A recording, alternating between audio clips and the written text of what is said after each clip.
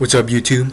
So this is just a continuation on my series of videos on how I got out of 600 ELO, and so I want to continue on and talk about why certain things are important and why these things a lot of people don't tend to remember to do, and that's why they may be stuck in the ELO they are at.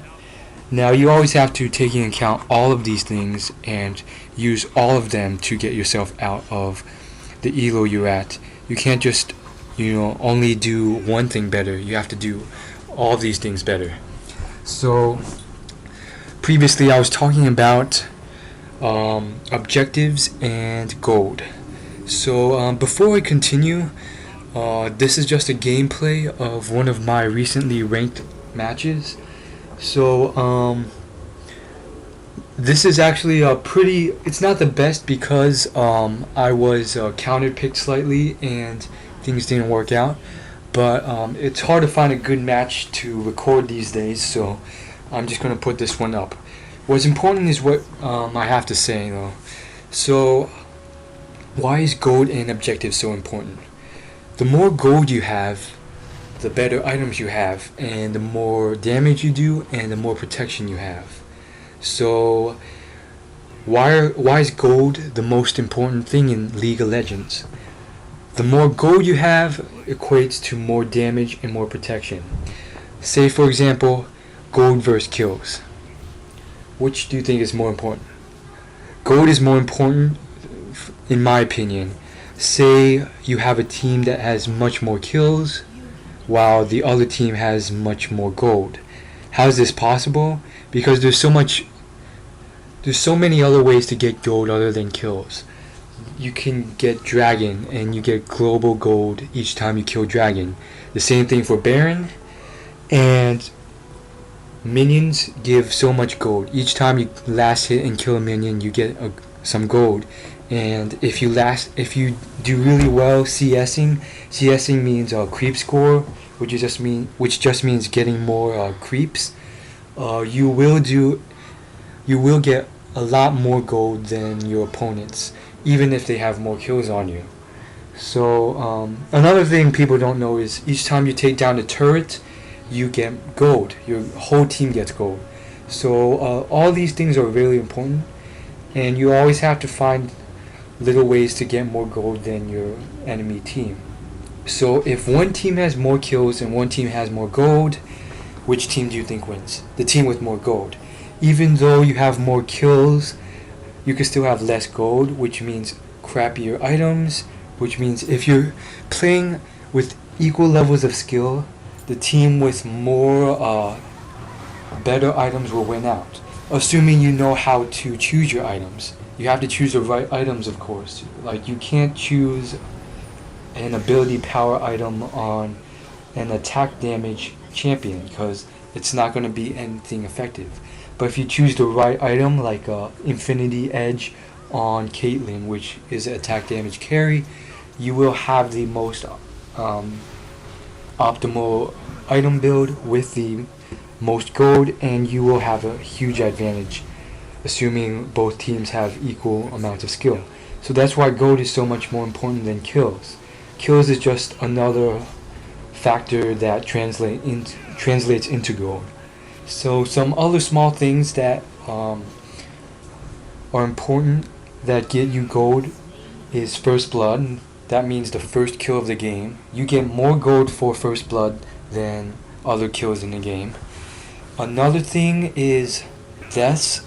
Deaths give the other team gold. So if you had a choice between dying from someone else and dying to a turret or a minion, you want to die to the turret or minion because it gives the other team less gold. And how to do this is, say for example you are overextending and all of a sudden you see the opponent's jungler coming in. You want to, if you know you're dead, you should rather run into the enemy's turret and die before they can hit you, rather than fighting off a losing battle and dying 2v1 to the opponent. because that way it will show up as a turret has slain you rather than an opponent has slain you, which will not give the opponent as much gold. So these things are really important, and that's why gold is so significant in this game. So other than that, this will bring us to last hitting, which I think I'll talk about in another video. And that last hitting is one of the most essential things of the game, but I will talk about that at another point. So what I want to talk about in this video is the top bans in Rank Q. So I've been playing several games every day for the past several weeks. So, and all these are they've mostly been ranked games. So I've seen the full spectrum. I've played from around 600 to around maybe all the way up to 1800. I did play a few 1800 games ranked because I dual queued with some pretty high up people, and most of my games have been around the 600 to 1400 region, so I pretty much know who gets banned and who doesn't. Also, I watch a lot of streams at the higher up elos of around 22,000 and stuff like that. So I see a lot of bans going on. So that's just some credentials to show you that I know what I'm talking about. I have around 100 to 200 ranked games worth of experience currently that's been recent. So these are the bans for the current time frame, which is March 24th, 2012. Bans will change with the meta because of updates, nerfs, and buffs to certain champions. But I've seen that the main ones usually tend to stay the same. The OP champs will still tend to be fairly OP even as time progresses. So this is very important to know who to ban. So I actually did one of these videos on the top 6 bans in Rank Q several months ago, and a lot of the ones that were banned then, I've noticed, are still sometimes banned now. So that's just to show you how consistent things can be, though the meta does change from here to there, so some things will be different. Meta means just like the expected gameplay of the time. Okay, so here we go. The first ban, and this is definitely number 1, is Shaco. I've seen Shaco bans from the lowest elo to the highest elo, and he is definitely the most frequent ban and definitely should be. Why? Because he clears jungle fairly fast, which means he can gank early. So ganking means basically roaming around the jungle, and pretty much when an opponent is overextended in his lane, the jungler will quote unquote gank, which means pretty much ambush him along with the person in the lane that's supposed to be there and kill the person. So Shaco's ganks are really good because of his Q, which basically is like a stealth. He pretty much teleports a short distance and he's stealthed the whole way through. So you pretty much don't know he's gonna gank you until he's right up in your face. You might see the pink or orangish cloud that erupts right before he teleports, but by then he'll already be there, and boom, his box may be able to taunt you and fear you if he stays there for a while, and his damage and attack speed will have you dead before you can even react sometimes. So Shaco definitely should be banned unless you play him. Another ban is Cassiopeia. I don't think this is a good ban. I do see it sometimes, but I don't think it's a good ban. Moving on, Morgana. I don't know why she gets banned so often, but she's always banned, so I rarely see her in game. But just because she's banned so often, I do think she should be banned. I used to play her a lot, and I did have a very high win to death win ratio with her. I don't think she's OP because I have lost quite a few matches with her. But yes, she does get banned quite a lot. I think the main thing is because her pushes are godly, and her ult, if used correctly, can pretty much lock you in place and do massive damage. And it's AoE, which means area of effect, so it can hit a bunch of people at the same time. Also, her Q locks people in place, which is really important. CC is so important in games. CC stands for crowd control. It locks people in place, and it's so influential in battles because they can't move and they're dead before they can escape. So Kassadin also gets banned quite a lot. Do I think he's overpowered? No.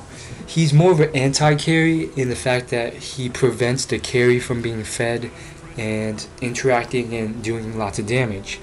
However, his bursts are incredibly strong, which means, he can pretty much, burst people down and pretty much one-shot them sometimes. Another thing is his silence, which is very important. Silence pretty much stops you from using any spells, and that's very important because a lot of AP carries who depend on their spells to burst one person down can't do their stuff, which means they can't win. So that's why Kassadin is a definite ban. So Rammus is still getting banned quite a lot. Not as often, but because he's been nerfed, but he's still quite a formidable threat. The reason is because he's so tanky and his taunt forces someone to attack you, so you can't focus other people. And his taunt is so long that it will change a fight because people get confused who to focus since you've taunted Rammus and already got him down to a quarter HP. What you shouldn't do, and I find a lot of people doing, is they continue to focus Rammus when he's down a quarter HP. The reason is because it would still take longer to kill him than someone less squishy. So that really confuses people, and he's a definite ban. His ganks are godly because his power ball gets you there before you can react, even if you have it warded, or have a river warded, I mean. So that's why Rammus is definitely something to consider. Now before we continue, there are certain bans you should never do. You should never ban Sejuani, you should never ban Eve, and you should never ban Master Yi. Why? Because these are probably three of the worst and most underplayed champions in the game. I do see them sometimes in higher elo games and lower elo games, but the reason is because they do tend to fall off late game due to many factors. Pretty much because they're underpowered and weak. They can't really do much. Master Yi can't attack more than one person at the same time. And this current meta is pretty much revolved around team fights mid and late game. So 1v1 isn't that strong anymore. Most OP champs have some form of AoE, which allows you to attack multiple champions. So who else should be banned? Ryze is pretty much one of the strongest and quite overplayed champions nowadays. The reason is because, of course, he locks you in place just like Morgana, and that is so important in team fights because you can't escape and squishies will be destroyed. Also because his build is not squishy. That's quite surprising for an AP burster. He still does massive damage like an AP burster, but his build is pretty much tanky, which means you can't focus him in team fights because he's so tanky, yet he still does massive damage.